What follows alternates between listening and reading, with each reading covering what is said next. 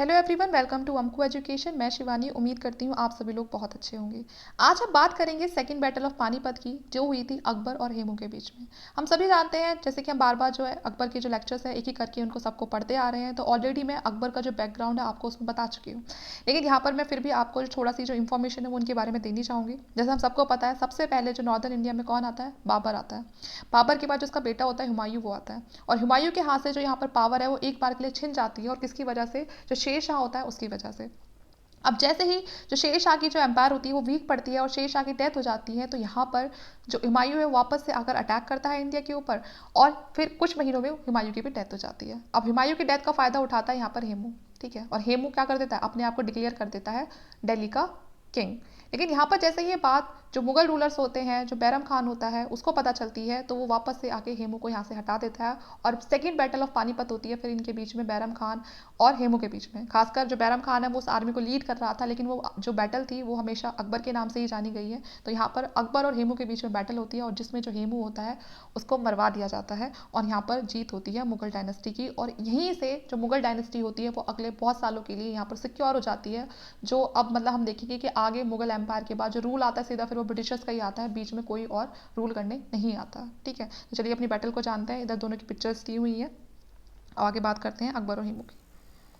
देखिए, बैकग्राउंड मैंने जैसे आपको थोड़ा सा बता ही दिया है, फिर भी हम इसमें लेक्चर के थ्रू पढ़ेंगे। जो शेर शाह होता है उसको सक्सीड करता है उसका छोटा बेटा। जैसे कि मैंने बताया था कि भाई जो शेर शाह होता है वो तो हुमायूं को पहले भगा देता है यहाँ से, भारत से, है ना। हुमायूं बहुत वीक पड़ जाता है तो वो चला जाता है पर्शिया के रूलर के पास। अब देखते हैं शेर शाह यहाँ क्या करता है।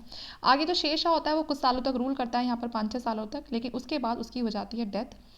और यहाँ पर फिर जो उसका छोटा बेटा होता है इस्लाम शाह सूरी, वो यहाँ पर रूल करता है। कैपेबल रूलर होता है तो इसलिए वो रूल करता है। लेकिन जैसे ही उसकी डेथ होती है इस्लाम शाह सूरी की, जो शेर शाह का जो बेटा होता है उसकी भी डेथ हो जाती है, तो जो सुर एम्पायर होता है अब उसमें फाइट होने लगती है सक्सेशन के लिए कि अब अगला राजा कौन बनेगा।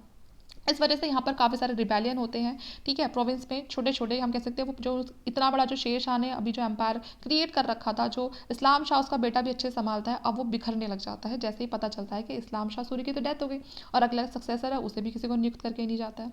तो यहाँ पर अब जो सिकंदर शाह होता है वो कंट्रोल कर लेता है दिल्ली, आगरा और मुल्तान पर 1555 में। ठीक है, अब यहाँ पर होता क्या है, जैसे ये बात हुमायूं को पता चलती है कि अबिसुर डायनेस्टी है वो अपने बिल्कुल क्या हो चुकी है, वीक हो चुकी है, और जो वहाँ पर रूलर आए हैं वो भी कोई ज़्यादा इंपॉर्टेंट नहीं है, कोई ज़्यादा कॉम्पिटेंट नहीं है। हुमायूं इस बात का उठाता है पूरा फ़ायदा और वापस से दिल्ली को रिकैप्चर कर लेता है 23 जुलाई 1555 में। ठीक है, इस जो यहाँ पर बैटल होती है वो होती है हुमायूं के बीच में और सिकंदर शाह के बीच में, और इस बैटल को बोला जाता है बैटल ऑफ सरहिंद। ठीक है, और ये बैटल कब होती है? बैटल ऑफ सरहिंद ये होती है आपकी 1555 में। और यहाँ पर जो मुगल होते हैं वो सिकंदर शाह को पूरी तरह से हरा देते हैं और वापस से दिल्ली पे उनका कंट्रोल आ जाता है, दिल्ली और आगरा दोनों पे उनका कंट्रोल आ जाता है। ठीक है, तो ये थी, मैंने आपको बता दिया बैकग्राउंड। ठीक है, अब वापस से हुमायूं यहाँ पर सेटल हो गया। उसके बाद देखिए अब विक्रमादित्य हेमू कैसे आता है, अब ये देखते हैं। अब हुमायूं के वो जो सॉरी जो हेमू होता है वो एक मर्चेंट होता है, और उसके पास ऐसा नहीं है, मर्चेंट के अलावा भी कहते हैं कि काफ़ी पढ़ा लिखा इंसान था, मिलिट्री की टैक्टिक्स लीडरशिप बड़ी अच्छी थी इसमें। ठीक है, और इस्लाम शाह सूरी के टाइम पे ये अपनी जो सर्विसेज है उसको प्रोवाइड कर रहा था। इस्लाम शाह सूरी कौन है? शेर खान का जो जो शेर शाह था उसका बेटा। ठीक है, तो यहाँ पर अच्छी खासी सर्विसेज इस्लाम शाह सूरी को अपनी प्रोवाइड कर रहा था। अब जैसे ही इस्लाम शाह की डेथ होती है 30 अक्टूबर 1553 में, उसको सक्सीड करता है इस्लाम शाह का जो बेटा होता है, वो उसको सक्सीड करता है। लेकिन उसका जो बेटा होता है फिरोज़ खान इस्लाम शाह का, वो मात्र 12 साल का होता है। उसको मरवा दिया जाता है 3 दिन में। ठीक है, और मरवाने वाला कौन होता है? खुद उसके अंकल होते हैं आदिल शाह सूरी। ठीक है, मतलब इस्लाम शाह का ये भाई होगा आदिल शाह सूरी, जो फिरोज़ खान को मरवा देता है, इस्लाम शाह के बेटे को मरवा देता है। फिरोज़ खान मतलब शेर शाह का ये पोता हुआ। ठीक है, इसको आदिल शाह सूरी मरवा देता है। अब जो ये आदिल शाह सूरी होता है इसी का दोस्त होता है ये हेमू, मतलब ये हेमू ना बड़ा क्लोज होता है आदिल शाह के। तो अब ये दोनों तो बिल्कुल यारी दोस्ती पे आ गए।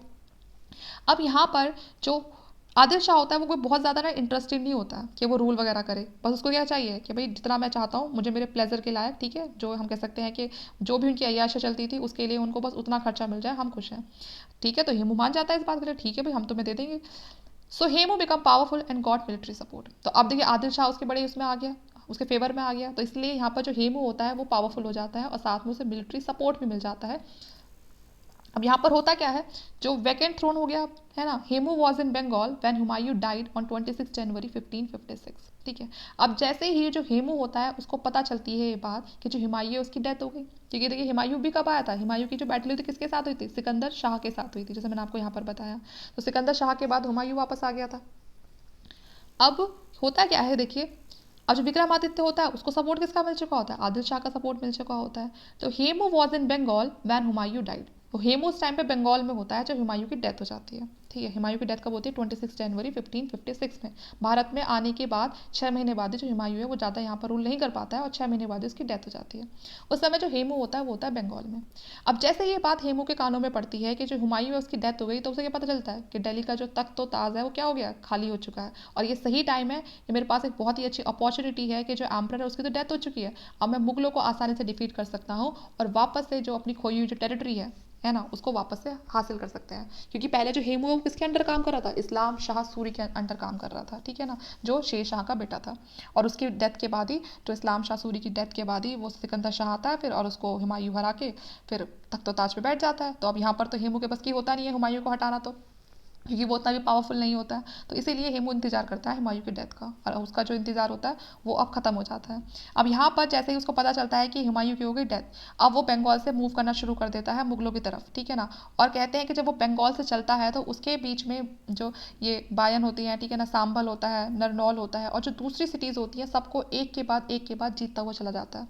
ये बातें हमें कहीं और से नहीं बल्कि अकबरनामा से पता चलती है। अकबरनामा के अंदर हेमू के बारे में ये सब बातें कही गई हैं, और अकबरनामा लिखा किसने है, अबुल फजल ने लिखा है। और कोई भी अपने दुश्मन की तारीफ से बिल्कुल नहीं करेगा। तो वाकई में इसमें ये हम कहेंगे कि ये इतना काबिल होगा तभी इसके बारे में दुश्मन ने भी इसकी तारीफ की हुई है। In Agra governor executed the city and fled without a fight upon hearing of Hemu's impending invasion. ठीक है। अब हेमू कहाँ पहुंचता है, तुगलकाबाद पहुंचता है। तुगलकाबाद मैंने आपको बताया तुगलकों ने इसको बनाया था। ठीक है ना, इस सिटी को। At Delhi where he ran into the forces of Mughal governor of Delhi Tardi Beg Khan. तो हेमू को पता था उस समय कि हुमायूं की डेथ के बाद ना वहाँ पर कोई अपना कोई बहुत तकड़ा कोई रूलर है नहीं, तो मैं आराम से जाऊँगा, जीत जाऊँगा। तो उस समय हुमायूं की डेथ के बाद जो वहाँ पर जो मुगल था दिल्ली में, मुगलों का ही अपना एक गवर्नर था टार्डी बेग खान। ठीक है ना, वहाँ पर वो था, और हेमू वहाँ पर गया और टार्डी बेग खान को इजीली उसने हरा दिया। ठीक है ना, बैटल ऑफ तुगलकाबाद बोलते हैं इसको, क्योंकि तुगलकाबाद में ये बैटल हुई थी। और उसको दिल्ली का जो गवर्नर था, उस जो मुगलों के अंदर है जो काम कर रहा था, उनको हरा दिया। और हेमू ने क्या समझा, अब जो थ्रोन है वो किसका है, वो दिल्ली का थ्रोन है, और अपने आप को दिल्ली के थ्रोन पे बैठते ही अपने आप को टाइटल दिया, विक्रम आदित्य टाइटल दे दिया। ठीक है। और ठीक है, ये है कि अब इसके बाद ये हेमू जो लास्ट हिंदू किंग था दिल्ली के थ्रोन पे बैठने वाला। लेकिन क्योंकि इसके बाद अब जो हेमू के बाद अब जो आएगा अकबर आएगा, और उसके बाद फिर दूसरा कोई हिंदू रूलर नहीं आता है, बहादुर शाह तक कोई दूसरा हिंदू रूलर नहीं आता है। तो इसीलिए कहते हैं कि जो हेमू था वो लास्ट हिंदू किंग था जो दिल्ली के थ्रोन पर बैठा था। अगर राजपूत में पूछ लिया जाता है कि राजपूत रूलर कौन थे जो लास्ट दिल्ली के थ्रोन पर बैठा था, तो वो था पृथ्वीराज चौहान। ठीक है, तो आपको याद रखनी है ये बातें। अब आगे देखते हैं second battle of Panipat. On hearing the discussed news from the Tughlaqabad, Humayun's successor, the 13 years boy Akbar, ठीक है ना, his guardian Bairam Khan soon set of for Delhi. अब देखिए सेकंड बैटल ऑफ पानीपत कैसे हुई है। अब जो हेमू था उसने तो हमने आपको डिक्लेयर कर दिया, दिल्ली के थ्रोन पर बैठ गया कि अब से किंग कौन हूँ, मैं हूँ। ठीक है। अब जैसे ही ये बात हुमायूं का जो सक्सेसर होता है, ठीक है ना, कौन है सक्सेसर, अकबर।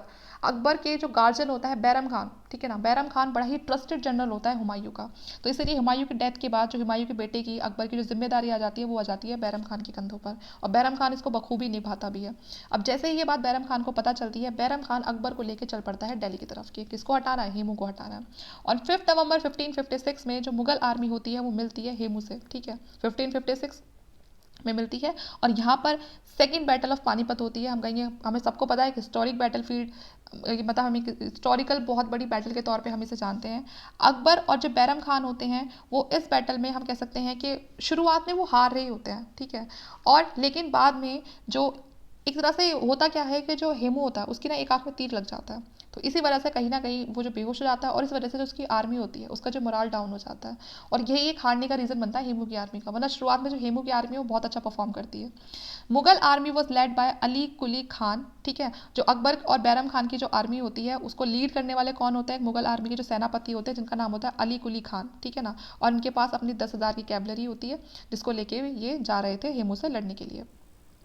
उसके बाद देखिए सेकंड बैटल ऑफ पानीपत में फिर क्या होता है, जो हेमू होता है उसकी जो आर्मी होती है वो 30,000 स्ट्रॉन्ग कैवलरी की होती है। और कहाँ मैंने आपको बताया कि जो अकबर की आर्मी है वो कितनी है, सिर्फ 10,000 कैवलरी है उसके पास, और हेमू की आर्मी के पास कितनी है, 30,000 है। ठीक है, जिसमें अफगान हॉर्समैन भी थे, एलिफेंट्स भी थे, कम से कम 500 एलिफेंट्स बताते हैं। जो हेमू था वो खुद एक जो एलिफेंट है उसके हमेशा उसके ऊपर बैठ के वो लड़ता था, और उसके एलिफेंट का नाम था हवाई। ठीक है, जो हेमू का खुद का एलिफेंट था उसका नाम था हवाई। ये it was at this point Hemu possibly on the cusp of the victory and was wounded when he was struck in the eye by chance Mughal arrow. देखिए हेमू बहुत अच्छी लड़ाई लड़ रहा था, यहाँ तक कि उसी की जीत दिखाई दे रही थी, लेकिन अचानक से उसकी आंख में आके लगता है मुगलों का एक तीर, और वो हो जाता है वहाँ पर, उसकी हालत हो जाती है खराब। ठीक है ना, और वो अब बैटल लड़ने के आगे हालात में होता नहीं है।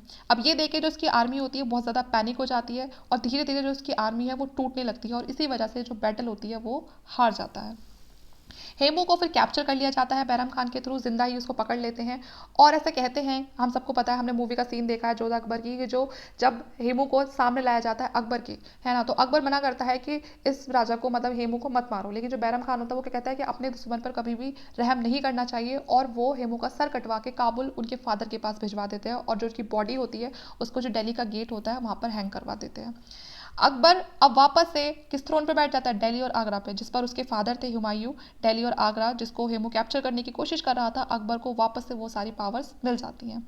हेमू लास्ट हिंदू किंग था जो दिल्ली के थ्रोन पर बैठता है, जैसे कि मैंने आपको बता दिया। इसके बाद जो रूल आता है वो किसका आएगा, 1857 तक जो रूल रहेगा वो रहेगा मुगलों का। ठीक है, तो यहाँ पर ये पूरा का पूरा मैंने आपको सेकंड बैटल ऑफ पानीपत का बता दिया है कि यहाँ पर जो हेमू कौन था। ठीक है, हेमू के बारे में मैंने आपको पूरा बता दिया है। जो हेमू था वो एक हम कहेंगे एक रूलर नहीं कहेंगे, ठीक है, एक मर्चेंट था वो। ठीक है, और वो काफ़ी पढ़ा लिखा था, मिलिट्री वगैरह लीडरशिप की बहुत अच्छी क्वालिटीज़ थी, और अपनी वो इन्हीं क्वालिटीज़ के थ्रू वो सर्विस प्रोवाइड करता है। जो शेर शाह सूरी की जो डायनेस्टी होती है, जो शेर शाह होता है उसका जो बेटा होता है इस्लाम शाह सूरी, ठीक है ना, उसके अंडर रह के वो अपनी सर्विसेज प्रोवाइड करता है। लेकिन जैसे उसको पता चलता है हुमायूं की हो गई डेथ, ठीक है, क्योंकि जैसे ही सुर डायनेस्टी खत्म हो जाती है तो वो चला जाता है बंगाल की तरफ।